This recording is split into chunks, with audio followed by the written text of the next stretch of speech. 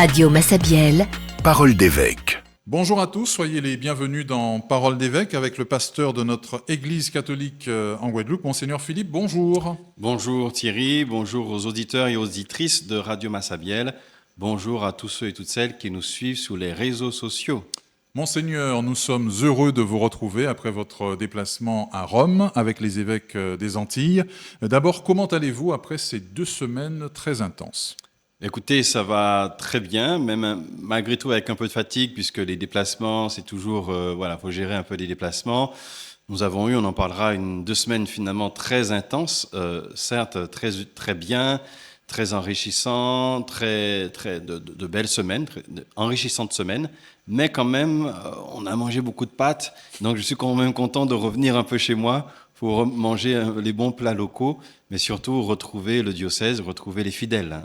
Alors, que retenez-vous à titre personnel et spirituel de cette visite ad limina au Vatican ? Écoutez, on ne peut pas oublier évidemment la visite et la rencontre du pape, que je mettrai parmi les moments très forts de cette visite pastorale. Visite ad limina, où nous avons à peu près la vingtaine d'évêques rencontrés pendant quasiment 2 heures le pape, et avec un pape à notre écoute. Donc ça a été vraiment un moment très fort, parce qu'on se sent un peu privilégié quand même de serrer la main du pape, d'engager une petite conversation avec lui, et surtout un échange à l'échelle de notre conférence épiscopale. Et puis, c'était aussi à la fois rencontre des différents dicastères, mais aussi un temps spirituel. Et nous avons parcouru des lieux importants, comme Saint-Paul-hors-les-Murs, Sainte-Marie-Majeure, où nous avons le pape qui est enterré, le pape François. Et donc, on a vécu des temps, j'ai vécu, et je retiens ces temps spirituels, le tombeau de Saint-Pierre, nous sommes au cœur de la foi chrétienne. Et puis un lieu qui m'a particulièrement marqué, si je dois en dénoter un sur le plan spirituel, c'est la visite d'Assise, de Saint François d'Assise, à Assise, et j'étais vraiment émerveillé par le côté spirituel important de ce lieu, la prise de conscience, même si on le sait, mais quand on est sur les lieux, de ce qu'est François d'Assise, ce qu'il a été, ce qu'il est, cette importance pour l'Église. Et puis, on a aussi Carlos Acutis qui est aussi maintenant à Saint-François à Assise. Donc, on a une concentration spirituelle très forte à Assise. Donc, c'est un des moments qui m'a particulièrement ému et marqué, si je dois ressortir un aspect de cette visite à Limina. En quoi ces rencontres dans l'audience, donc avec le Saint-Père, et vos séances de travail avec les différents dicastères, ont-elles été marquantes pour vous dans votre mission d'évêque de Guadeloupe ? Alors, une visite à Limina, c'est rencontrer, quand on dit un dicaster, on va dire un peu les ministères, le ministère, le dicaster pour les laïcs, la famille et les laïcs, ça a été le premier dicaster que nous avons rencontré, le dicaster sur l'interreligieux, etc. En fait, nous venons, et ça a été travaillé très sérieusement par la conférence épiscopale et son président Gordon, qui, à chaque fois, en fonction des thèmes, nous avons extrait un aspect de la vie pastorale de nos diocèses pour présenter au dicaster. Donc il y avait un côté surtout d'écoute. Qu'est-ce que les diocèses vivent ? Et d'ailleurs, la petite anecdote, c'est qu'un évêque qu'on a croisé, je crois, du Burkina, qui était à sa 3e visite à Limina, puisqu'en fait les visites à Limina s'enchaînent, ça aussi, cette prise de conscience, parce qu'il y a eu un retard accumulé à cause du Covid et de l'année jubilaire que nous avons vécue. Et donc, en fait, et puis il y a eu le décès du pape.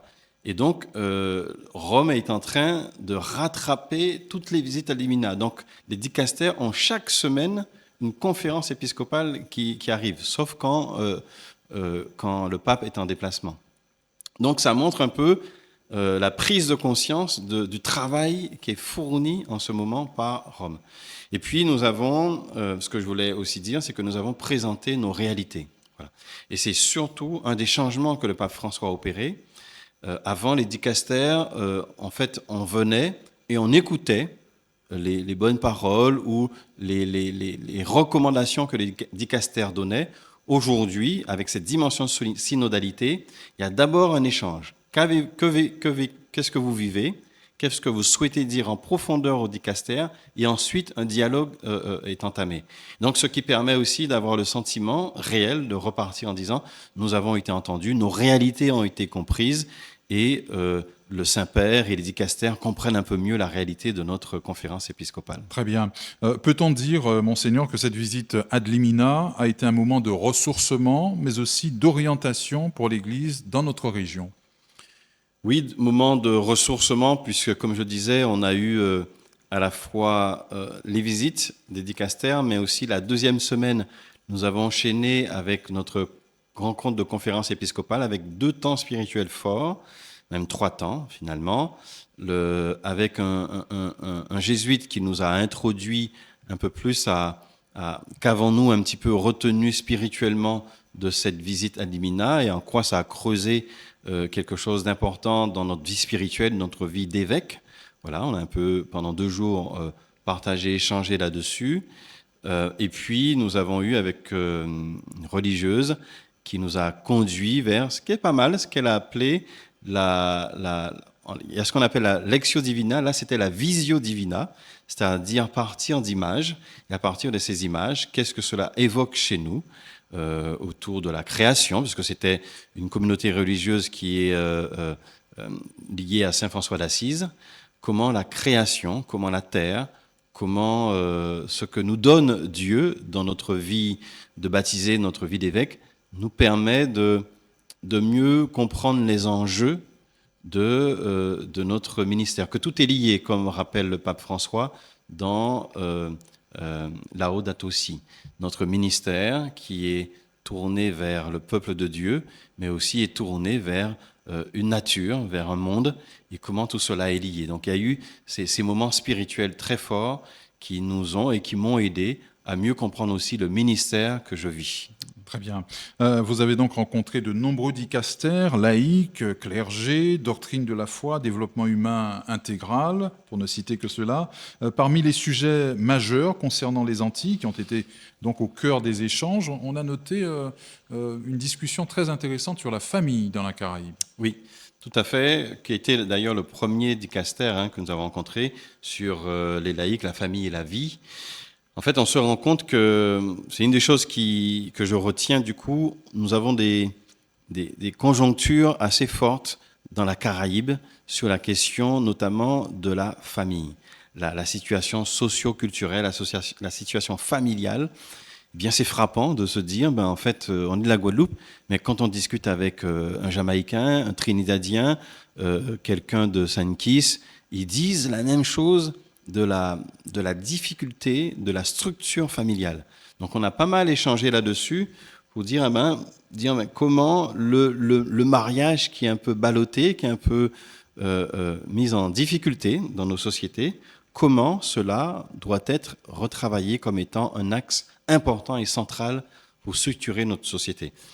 Voilà, le côté aussi des traditions religieuses, la mixité a été aussi évoqué dans pas mal de nos territoires de la Caraïbe. Et donc, ça a été pour moi assez très, très frappant de dire, mais en fait, nous partageons un même bassin socio-culturel, socio même économique, qui fait que nous arrivons à peu près à les mêmes conclusions. Vous avez donc partagé beaucoup autour du recul du mariage sacramentel dans notre région. Tout à fait. Du coup, ce constat amer, j'ai envie de dire, qui est indéniablement, il y a un recul du mariage sacramentel. Cette question de l'absence ou une présence non suffisante du père, eh bien, en fait, elle traverse toute la Caraïbe. Donc, on se dit, il y a quelque chose à entendre là, qui peut être relié à notre histoire, parce que assez incroyable que ça puisse être, pas tant que finalement, la question de l'esclavage revient dans les propos des évêques de la Caraïbe comme étant quelque chose qui nous a marqué profondément, et la question de la structure économique aussi et sociale est à peu près la même dans nos différentes îles. Donc, j'ai envie de dire quelquefois même cause, mêmes effets, et ça nous pousse à nous interpeller pastoralement, nous évêques, en disant comment nous devons encore plus promouvoir, accompagner la place des hommes. On a beaucoup évoqué la place des hommes, donc ça m'a fait un peu intérieurement pas sourire, mais me dire, mais le travail qu'on essaie de faire avec les hommes, d'encourager cette présence des hommes, je me dis, on a raison, on a raison. Très bien. L'audience avec le Saint-Père a été décrite comme profondément enrichissante et pastorale. Quel message particulier vous a-t-il laissé ? Voilà, je reprends un peu les notes, ça fait de nombreuses notes, mais me souviens qu'il nous a dit que d'abord, les évêques, il doit y avoir cette manière de cultiver notre intériorité. Voilà, en disant, d'abord, votre intériorité, c'est d'abord, un évêque doit être un homme priant, un homme qui cherche à cette concorde, ce lien avec le Seigneur, parce que c'est la base de son ministère, et s'il n'y a pas ça, eh bien le ministère ne tient pas, il a beaucoup insisté. On a aussi évoqué la question de l'enseignement catholique. Il a beaucoup insisté aussi sur la place de l'enseignement catholique, comment c'est important parce que finalement, il y a beaucoup d'îles où l'enseignement catholique est très important et très présent. Donc avec beaucoup d'écoles. Donc on a un peu évoqué cette question. Et puis on est revenu évidemment sur la question de la guerre, de la paix, de la situation aussi géopolitique avec notamment le Panama, Haïti. Donc c'est des questions qui ont été posées à l'évêque, au Saint-Père, de sa prise de conscience des réalités, de la difficulté. Donc de dire, on est dans un bassin caribéen qui n'est pas facile aussi sur certains aspects.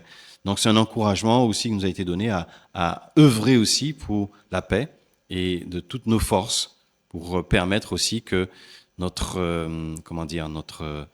vie caribéenne, notre vie ecclésiale, mais notre vie sociale soit le plus apaisée possible. Cette démarche ad limina renforce donc la communion avec l'Église universelle. Concrètement, qu'est-ce que cela change pour les fidèles de Guadeloupe ? Bien, je ne sais pas très bien ce que ça peut changer, mais c'est peut-être un évêque qui revient avec une vision plus large de la Caraïbe, parce que c'est ce qui se passe en fait. Maintenant, c'est ma 3e année, et surtout, peut-être ce qu'il y a de particulier cette année, c'est qu'on a vécu 15 jours ensemble. Donc, au bout de 15 jours, quand même, on commence à se connaître un peu plus.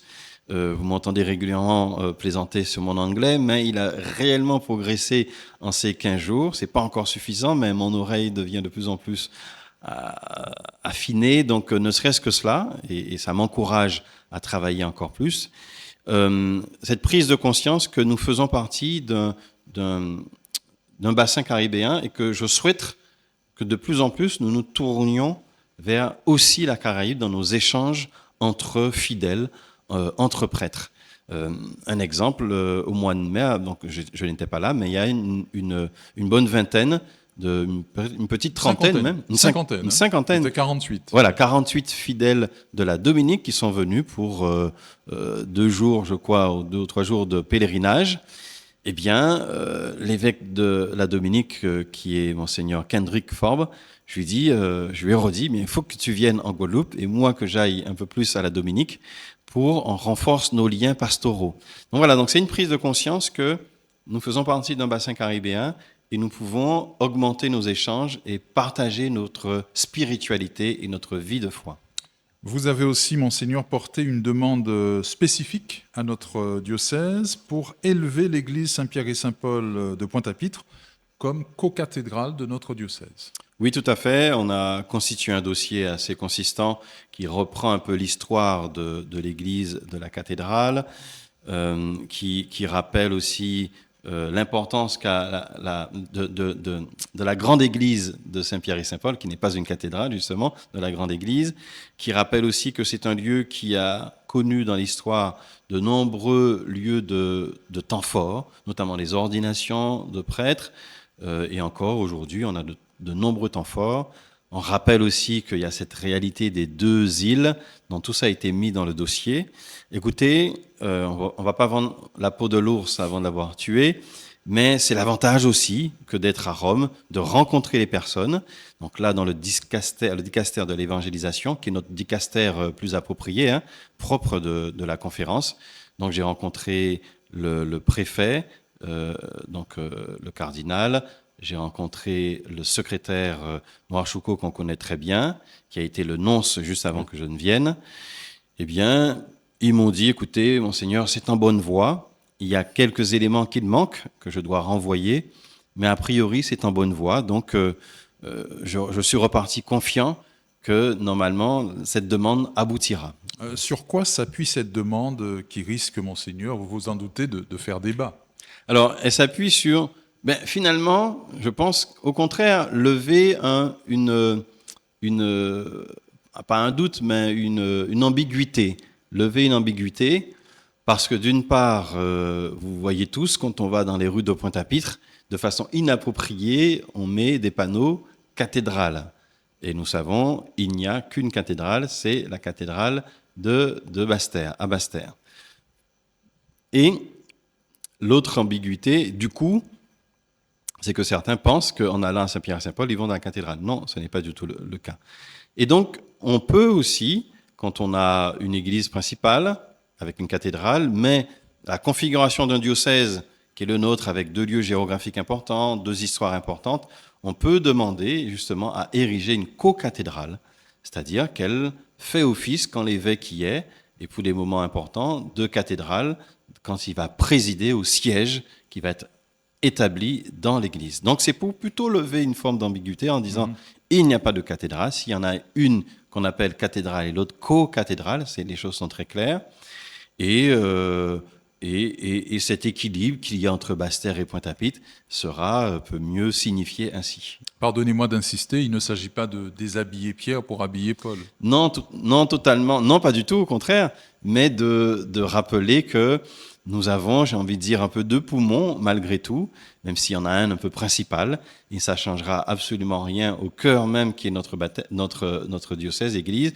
Vous savez, les cathédrales, c'est souvent même géographiquement le point zéro. C'est le point d'ailleurs dont on mesure les kilomètres. La cathédrale de Paris, c'est le point zéro.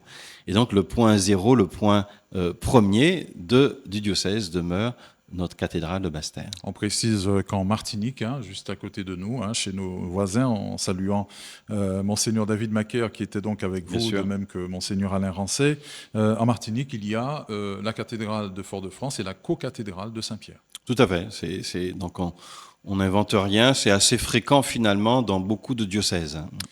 Nous sommes au cœur du mois de mai, mois de Marie, marqué par la dévotion mariale. La fête de Notre-Dame de Fatima a encore rassemblé de nombreux fidèles au moule. Que vous inspire, Monseigneur, chaque année cette ferveur populaire? Cette ferveur populaire nous montre à quel point Marie elle est présente dans l'ensemble de nos foyers. Ce que nous avons vécu, ce que nous avons encore vu au moule, cette foule rassemblée, priante, capable de tout simplement redire à quel point Marie, qui nous a donné l'enfant Jésus, est centrale pour la foi catholique.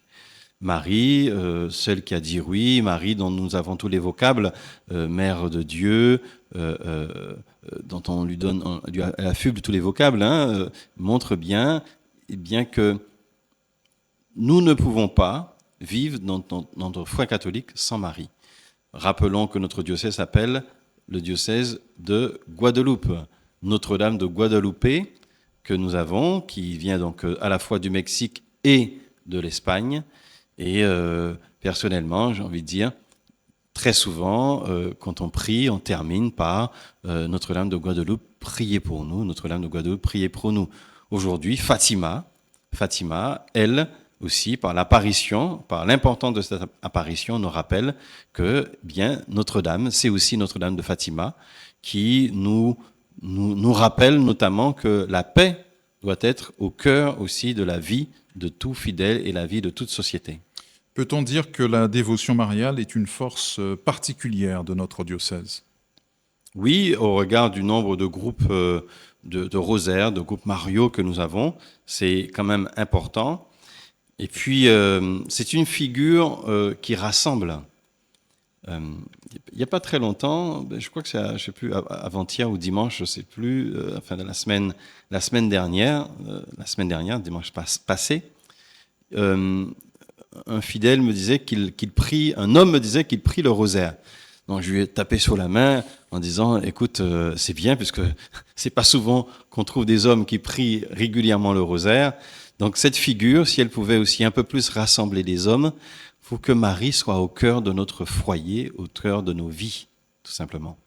Nous célébrons cette semaine l'Ascension, le Christ qui quitte ses disciples tout en restant présent près d'eux et près de nous, hein, mais autrement, par l'Esprit Saint. Quel sens cette fête doit-elle avoir pour nous, les chrétiens d'aujourd'hui ? Mais l'Ascension, si on reprend les textes, hein, tout simplement, quand on a les Actes des Apôtres 1:11 qui nous dit « Vous recevrez une force ». Il dit vous allez recevoir une force.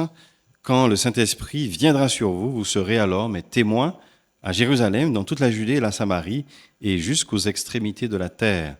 Là, on s'adresse aux disciples, aux apôtres, qui ont peur, en fait, hein, qui se retrouvent avec le Christ qui n'est plus là. Eh bien, on voit des apparitions du Seigneur, mais surtout cette invitation à dire, vous allez recevoir une force. Et cette force fera de vous des témoins à Jérusalem, mais dans toutes les extrémités de la terre.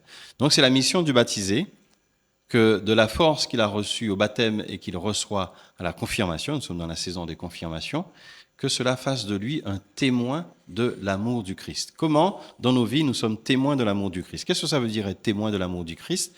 C'est montrer ce qu'il a fait dans nos vies, ce qu'il a opéré comme déplacement dans nos vies.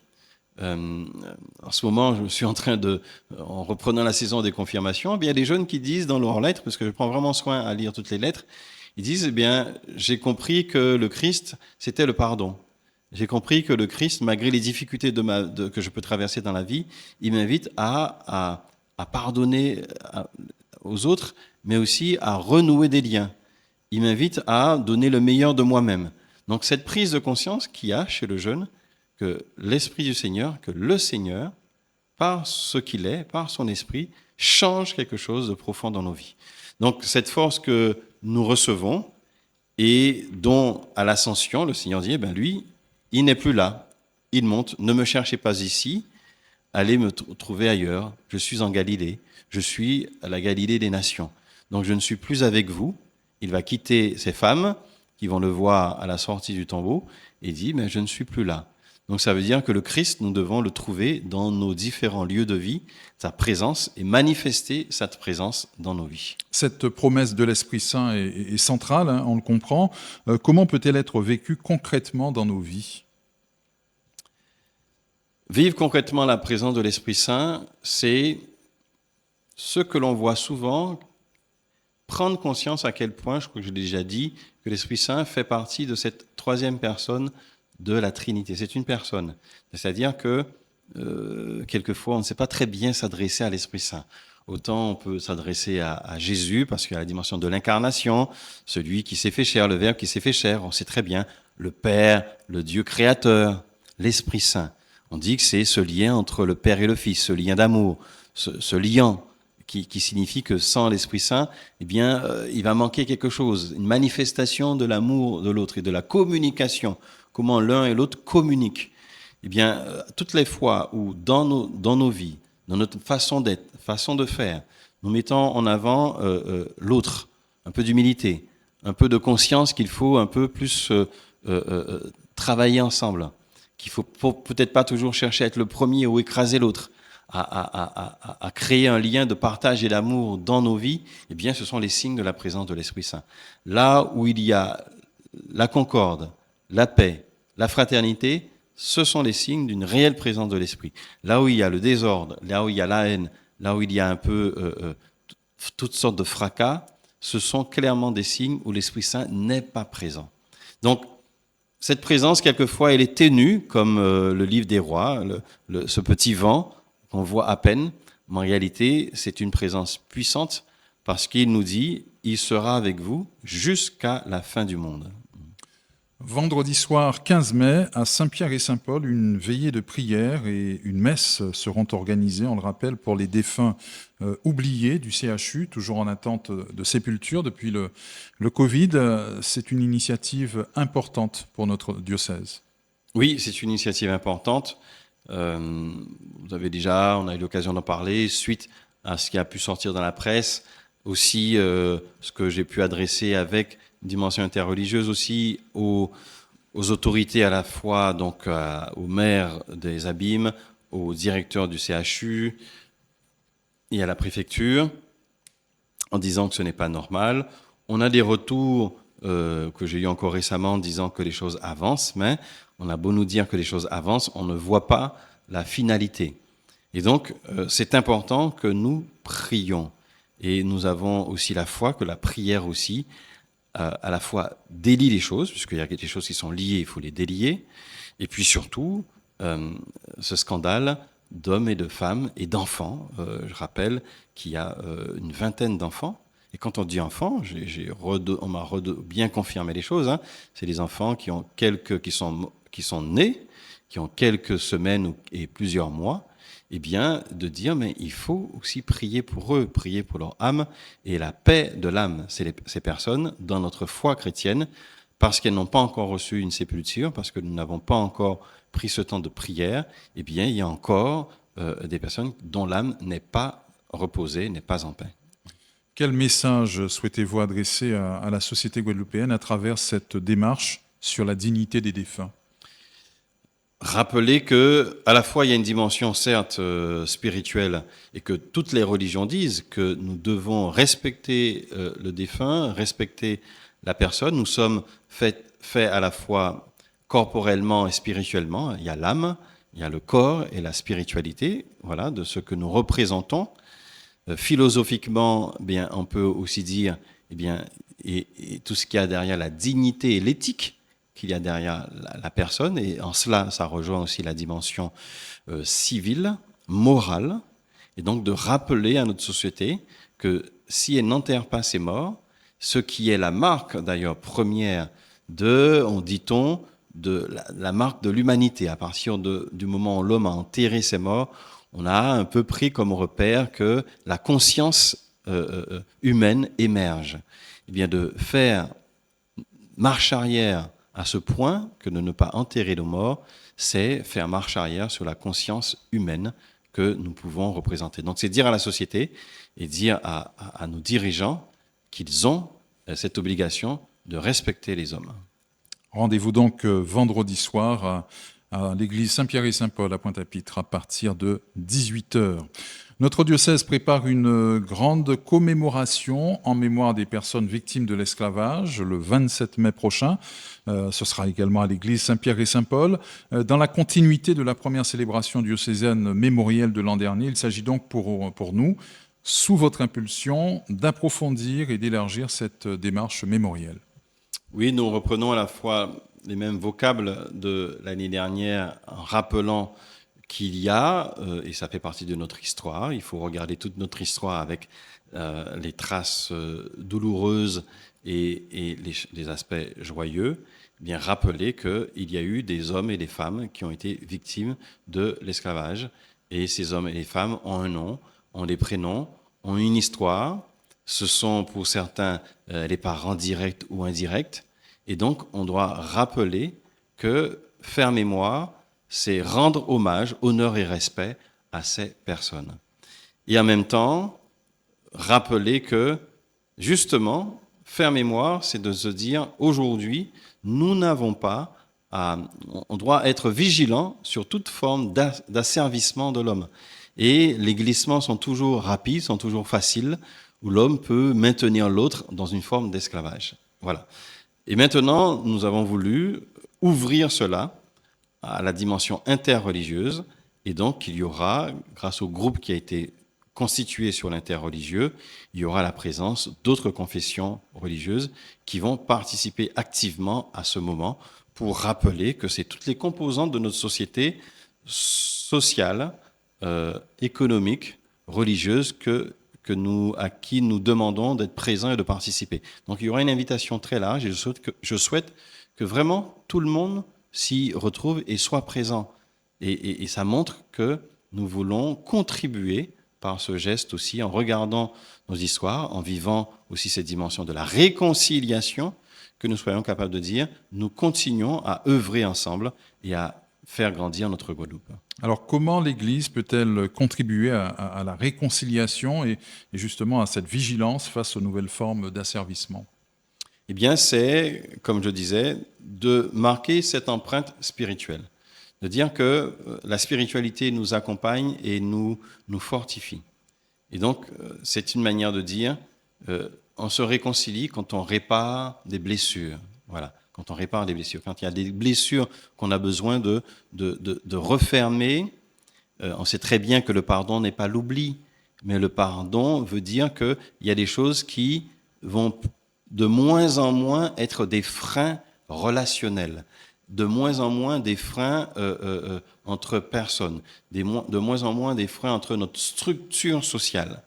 Et je crois que nous sortirons encore plus fort quand nous serons encore plus capables de regarder cela, d'avancer. Ça ne veut pas dire qu'il n'y a rien qui est fait, et depuis des années on avance, mais je crois que, et c'est pour cela que j'insiste, cette dimension spirituelle qu'on n'avait peut-être jamais fait à cette échelle pourra, avec beaucoup de conviction, nous faire entrer dans une autre dimension sociétale et dans une autre dimension spirituelle. Alors cette commémoration va se vivre en plusieurs temps, hein, de 16h à 20h, le 27 mai donc à Pointe-à-Pitre. Il y aura notamment cette procession après la messe. On passera par la place de la Victoire, où des choses sont prévues également. Procession vers le Memorial Act, où cet hommage mémorial s'achèvera donc dans le recueillement et en beauté aussi. Hein.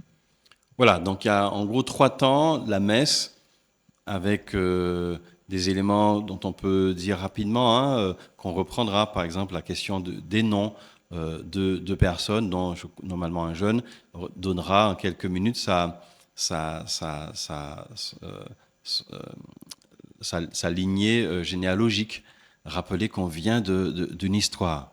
Et puis, la messe, comme l'on sait faire, avec toute cette dimension aussi, comment faire remonter la présence de ces défunts et prier pour ces personnes. Ensuite, et puis dire, tout simplement encore, que nous luttons contre toute nouvelle forme d'esclavage. Et puis ensuite, nous partirons avec tout le peuple rassemblé, rappeler aussi que on mettra tout à disposition, puisqu'on a pu obtenir une convention avec Carulis. Donc il suffira de déposer sa voiture au Memorial Act et on sera acheminé pour la messe, donc n'ayez aucun souci. Puis le deuxième temps, donc c'est partir en procession avec les personnalités politiques, civiles, religieuses, et avec l'imam, avec le pandit ou la dimension hindoue, avec le prêtre orthodoxe, avec le pasteur. Eh bien, ils prendront un temps de prière pour dire aussi, ils prient pour que notre société aussi soit apaisée et grandisse dans la fraternité. Et puis le dernier temps, c'est de se retrouver au Memorial Act, qui avaient eux-mêmes aussi et qui ont déjà un peu une propre animation, mais ça sera un peu la rencontre de ces un peu deux mondes, et nous ferons un geste significatif, mais en toute sobriété. Et donc la procession sera relativement silencieuse, mais avec un petit accompagnement musical qui donnera la profondeur de ce que nous sommes en train de vivre. Donc c'est une invitation qui est lancée à tout le monde. Absolument. À venir largement participer à ce moment. Et justement, pour tout savoir sur ce temps fort à venir du 27 mai, rendez-vous sur le site internet de notre diocèse que vous connaissez, www.catholique-guadeloupe.org. Dimanche dernier, Monseigneur, vous avez présidé une messe particulière avec la communauté maronite de notre diocèse à la chapelle Notre-Dame de Grâce au CPSO, aux Abîmes. C'était au lendemain de votre retour de Rome. Une célébration pour la paix au Liban et au Moyen-Orient. Notre diocèse se devait de porter cette intention ici, en Guadeloupe. Oui, tout à fait, puisque c'est un appel que le pape avait lancé il y a 3 semaines, où il demandait qu'un samedi, qu'on puisse prier l'Église catholique pour la paix.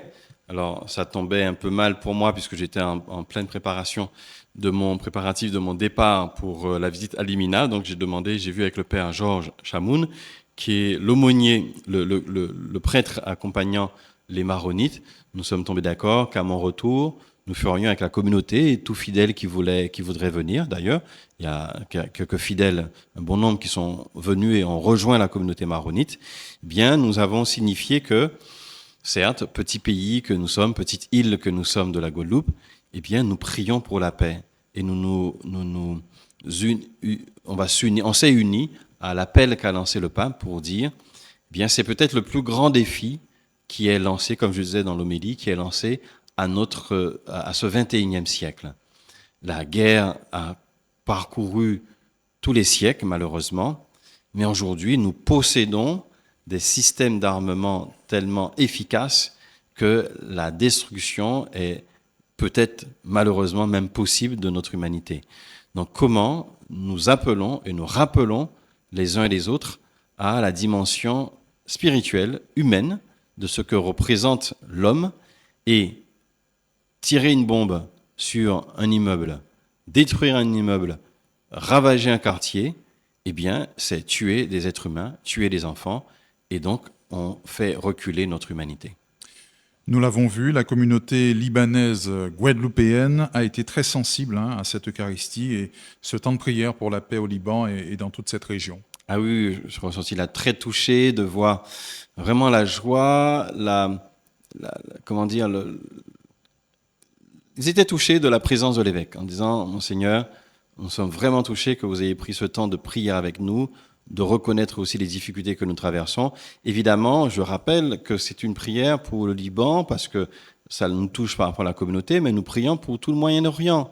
Et donc, sans distinction avec ce qui se passe en Iran, avec ceux qui souffrent en Iran, ce qui se passe en Israël aussi, et ceux qui en Israël subissent la guerre et subissent aussi l'effroi d'hommes et de femmes qui sont tués, et tous ces lieux du Moyen-Orient, sans distinction, soyons clairs, l'objectif est de rappeler que il n'y a pas de demi-mesure ou il n'y a pas de priorité face à la question de la guerre. L'actualité de notre diocèse, ce sont aussi les messes de confirmation dans nos paroisses, elles s'enchaînent. On a compté donc pas moins de 7 messes de confirmation entre mercredi et dimanche cette semaine. Avec votre vicaire général, Père Gérard Foucan, vous n'allez pas chômer. Non, nous n'avons pas chômé, nous ne chômerons pas non plus puisque les choses vont continuer. Bien, nous le savons, c'est la joie de la confirmation. J'ai la joie, en tant qu'évêque, d'avoir un diocèse où on a encore un certain nombre de jeunes que nous confirmons. Peut-être qu'ils sont un petit peu moins nombreux qu'il y a des décennies, mais quand même. Donc il faut s'en réjouir. Alors c'est une période de fatigue, parce qu'il faut prendre le temps de lire les lettres, de confirmer les jeunes, mais c'est comme je dis souvent, une saine et sainte fatigue. Et surtout, c'est de donner cette espérance aux jeunes en leur disant, nous comptons sur eux, et je compte sur eux, c'est ce que je leur dis, c'est ce que je leur ai dit, et en disant que l'Église est aussi d'aujourd'hui avec eux, et c'est pas l'Église de demain, c'est l'Église d'aujourd'hui qu'ils constituent. Donc quand l'évêque, et quand je donne la petite tape aux jeunes sur l'épaule, en leur disant, je compte sur toi, l'Église compte sur toi, le Seigneur compte sur toi, avance au large. Nous avons besoin d'une église aussi avec notre jeunesse. Toutes ces messes de confirmation, Monseigneur, sont-elles un signe encourageant pour l'avenir de notre église en Guadeloupe? Oui, là où il y a la jeunesse, il y a de la joie et du courage. Nous pouvons, comme je disais, espérer et attendre plus et toujours se rappeler que la mission et l'objet de l'église, c'est d'être missionnaire, c'est d'être tourné vers le peuple de Dieu qui n'est pas présent. Alors on pourrait se satisfaire qu'on a communié, on a donné la confirmation à des centaines de jeunes, mais il y a toute cette centaine de jeunes qui ne connaissent pas le Seigneur. Et il y en a beaucoup. Il y a des jeunes qui, aujourd'hui, ne vont pas à l'église. Il y a des jeunes qui ne sont pas baptisés. Donc il y a tout ce travail de l'esprit.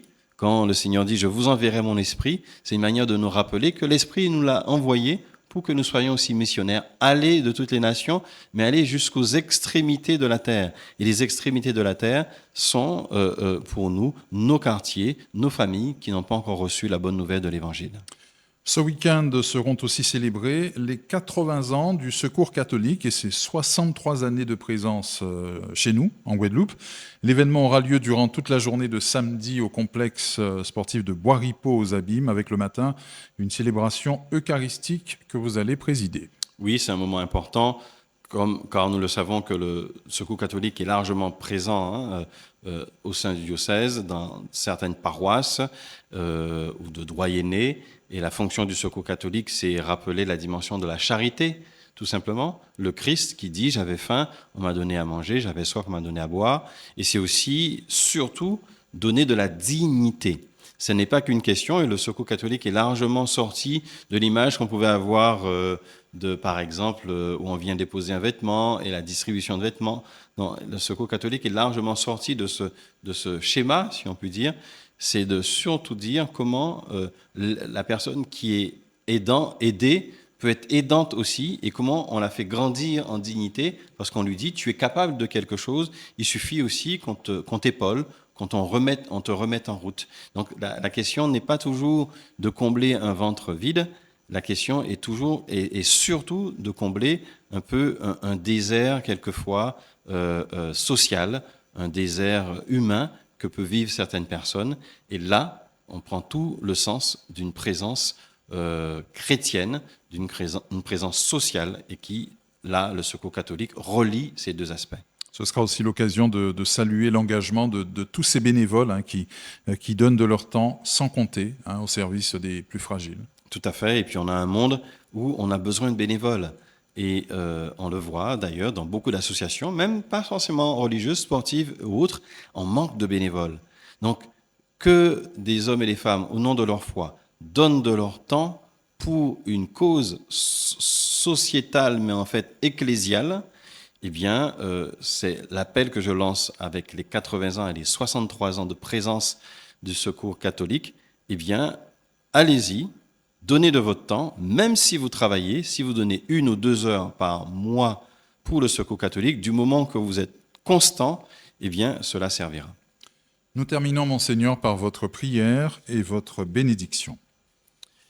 En ce mois de Marie, voilà, comme avec mon retour, je me tourne surtout vers Marie pour que nous puissions faire monter vers elle nos prières. Au nom du Père et du Fils et du Saint-Esprit, Amen. Sainte Marie, Mère de Jésus-Christ et Mère de l'Église, en ce mois de mai qui t'est consacré, nous venons vers toi avec confiance et simplicité. Tu as accueilli la parole de Dieu avec un cœur humble et disponible. Apprends-nous à notre tour à dire oui au Seigneur dans notre vie de chaque jour. Aide-nous à écouter sa voix, à marcher à sa suite et à garder confiance même dans les moments difficiles. Nous te confions particulièrement les jeunes qui ont reçu et qui vont recevoir le sacrement de confirmation. Qu'ils sachent aimer, pardonner, partager, servir les plus fragiles et apporter paix autour d'eux. Notre-Dame de Fatima, Notre-Dame de Lourdes, Notre-Dame de Guadeloupe, toi qui conduis toujours vers ton Fils, apprends-nous à prier avec confiance et à vivre dans la charité et à porter la lumière du Christ dans notre monde.